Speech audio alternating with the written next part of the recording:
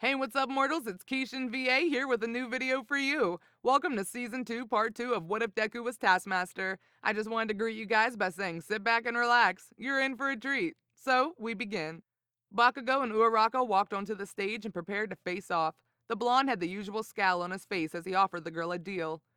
Listen and listen good, Pink Cheeks. Pink Cheeks? We both know you're not beating me, so just float out of bounds now, because I'm not going to be merciful later. Midnight signaled for the match to start as she charged forward, disregarding his words.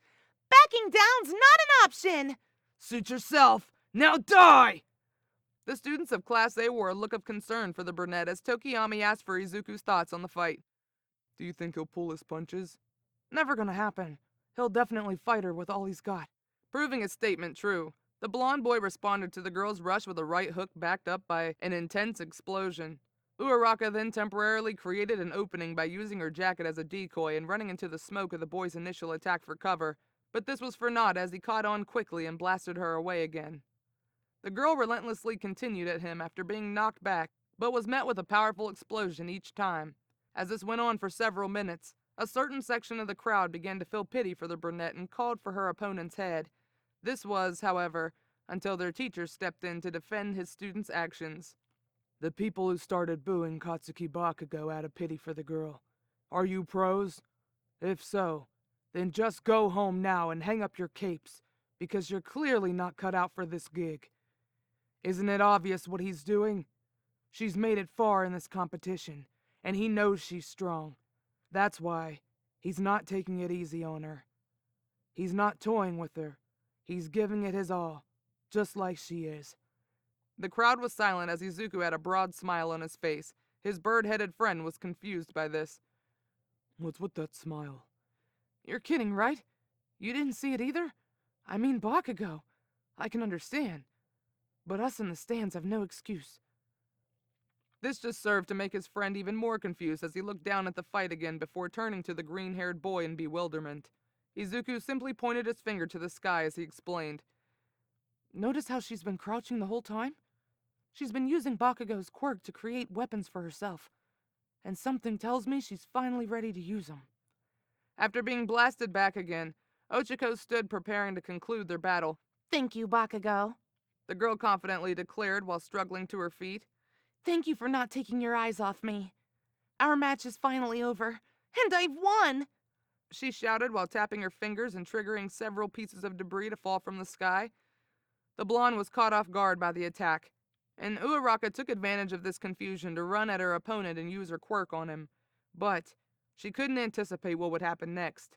Katsuki slowly raised his right arm to the air, supported it with his left, and detonated a rapturous explosion that sent shockwaves all over the arena that were powerful enough to send the brunette flying back. In that single blast, he had blown apart the offensive strategy that the girl had spent their entire match setting up. She lay on the ground in utter disbelief at her enemy's strength as the feeling of helplessness washed over her. Regardless, this wouldn't keep her down as her fighting spirit still burned bright. She willed herself off the ground and prepared to charge, but with a single step, all her energy was finally used up. Ochako collapsed and tried to get to her feet again, but it was like her body just wouldn't listen.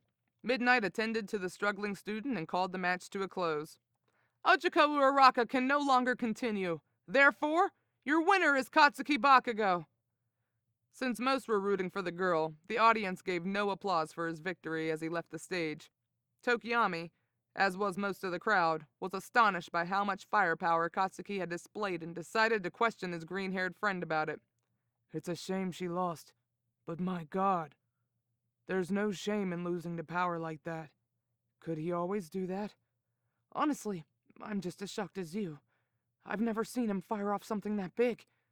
I was certain that it was only possible if he had the gauntlets. Maybe he leveled up in preparation for the sports festival. I guess he could have, but a power-up that dramatic and in such a short time shouldn't be possible. Bakugou might be more trouble than I originally thought. Izuku nervously voiced as he tried to think up ways to handle his childhood bully before Tokiyami snapped him out of it. Anyways, let's put that aside and go check up on Uraraka. You're right. She's probably angry about the result. We should cheer her up. The two stood and left to make sure their friend was fine, but unexpectedly bumped into her opponent. who had some choice for the emerald-eyed teen. Deku! That stupid rock strategy was your idea, right? Huh? Don't play dumb! I saw you smiling in the crowd. You caused me a lot of trouble out there. And you know what? I bet you did that so you wouldn't have to fight me later. It wasn't my idea, Izuku firmly stated. I'll admit it. I offered my help, but she didn't want it. If you were struggling out there, then that's all because of Ochako. The blonde was annoyed and a little embarrassed by the boy's answer and turned to leave. Whatever! I'll just kill you in the finals! As he walked away, he appeared to be rubbing his arm oddly. Midoriya picked up on this and stopped walking as he stared at the explosive boy.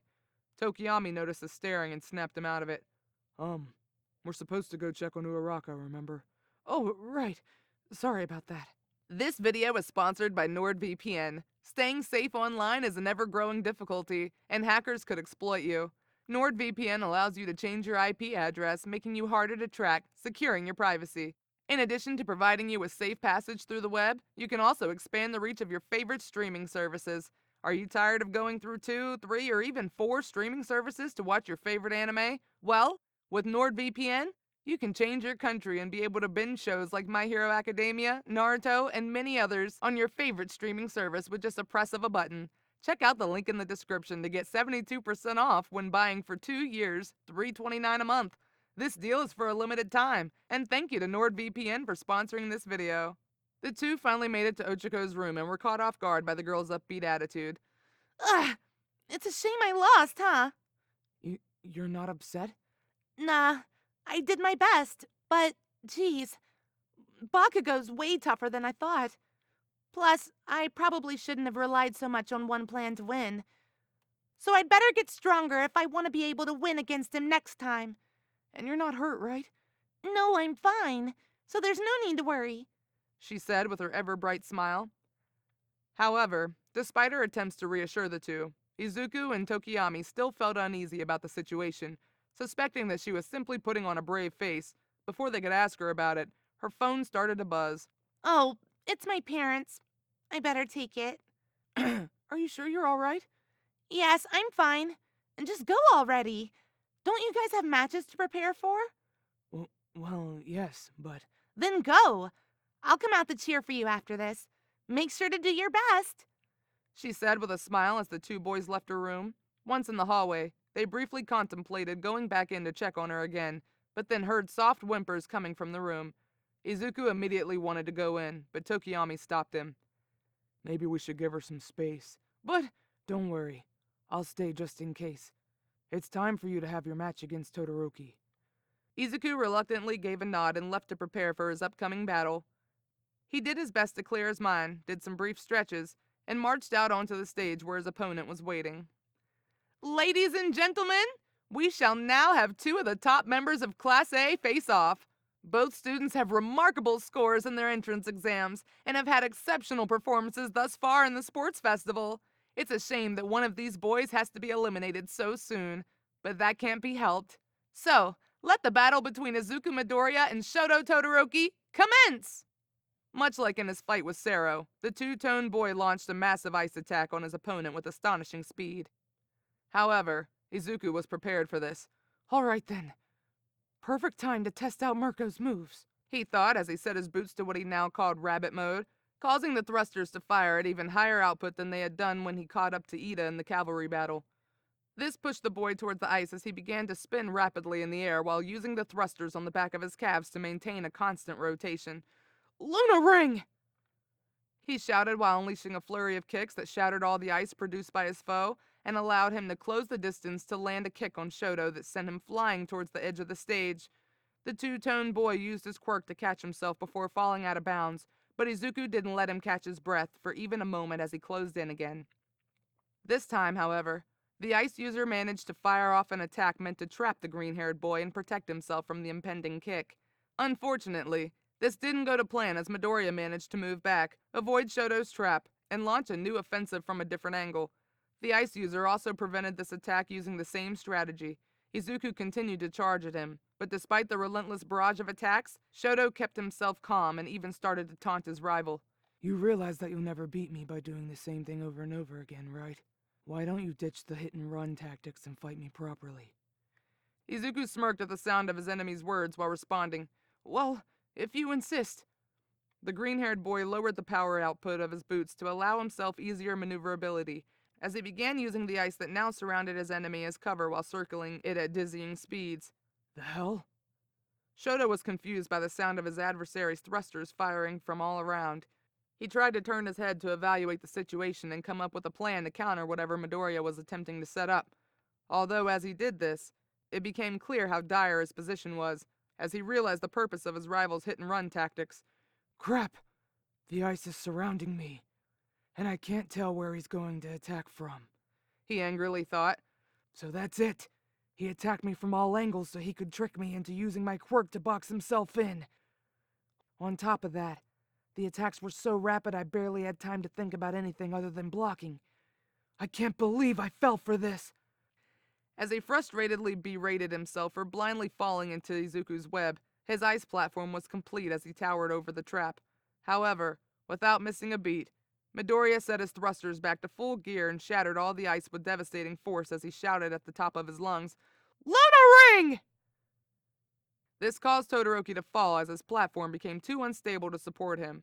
He tried to catch himself with another platform, but before he could set it up, he was caught by another of Izuku's attacks. This time, after launching himself forward at full force, the emerald-eyed teen performed a mid-air front flip into a double drop kick as he screamed, Rabbit Canyon Cannon! The attack was focused on Shoto's midsection and completely knocked the wind out of him while driving him further into the air. Finally, with his opponent gasping for air and lacking the strength to retaliate, Izuku took it upon himself to land the conclusive blow of their fight. He propelled himself higher into the air, performed several backflips to build momentum, and fired off his thrusters in preparation for the attack. Luna Fall! He shouted as he was launched toward the ground while driving his feet into his opponent's midsection yet again as the two violently crashed to the floor. Todoroki gasped for air once more as he lost consciousness, and with everything around him fading to black, he whispered softly, Fuck you, Midoriya. Midnight dashed from her post to check on the well-being of the student. After separating the two, she checked on Todoroki for a moment before immediately raising her arm to bring an end to their battle. Shoto Todoroki has been rendered unconscious. Therefore, Izuku Midoriya is the winner.